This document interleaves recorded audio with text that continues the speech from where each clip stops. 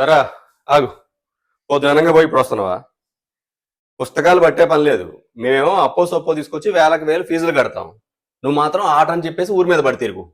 ఎలాగో సెలవులు అయిపోయినాయి కదా, 2 రోజులు అయితే తెలుస్తుంది ఇల్లు ఏంటో ఇల్లు విలువేంటి. ఏంటి డాడీ చదువులు ఫీజులు ఎప్పుడు అంతే అంటావు? పొద్దాక fee fee fee option first వచ్చి గవర్నమెంట్ స్కూల్ వేస్తే కట్టే పని లేదు నీకేమి. నీ ఇష్టం మొత్తం నా మీద చదువుతావేంటి? నువ్వు చదువుకోలేదు, మమ్మల్ని చదువుకోమని చంపుతున్నావు ఎందుకు? ప్రేమ చూపించడం రాదు కానీ మాటలు మాత్రం చూపిస్తావా అని. నన్ను వాడు 4 రోజుల్లో హాస్టల్కి వెళ్ళిపోతున్నాడు కదా, వాడు బాగా ఇష్టంగా తినే ఐటమ్స్ అన్ని కూడా వండి పెట్టు. వాడికి చికెన్ అంటే బాగా ఇష్టం. చికెన్ తీసుకొస్తాను, చికెన్ పచ్చడి పెట్టి పంపించు హాస్టల్కి వాడికి. ఎందుకు వాడి మీద అంత ప్రేమ ఉంచుకుని అస్తమానం వాడు తిడతా ఉంటారు ఎందుకు? మన ప్రేమ ఎప్పుడు పిల్లల భవిష్యత్తుకి ఆటంకం కాకూడదు. మనం ప్రేమ చూపిస్తూ ఉంటే వాళ్ళు ఇంట్లో నుంచి బయటికి వెళ్ళలేరు.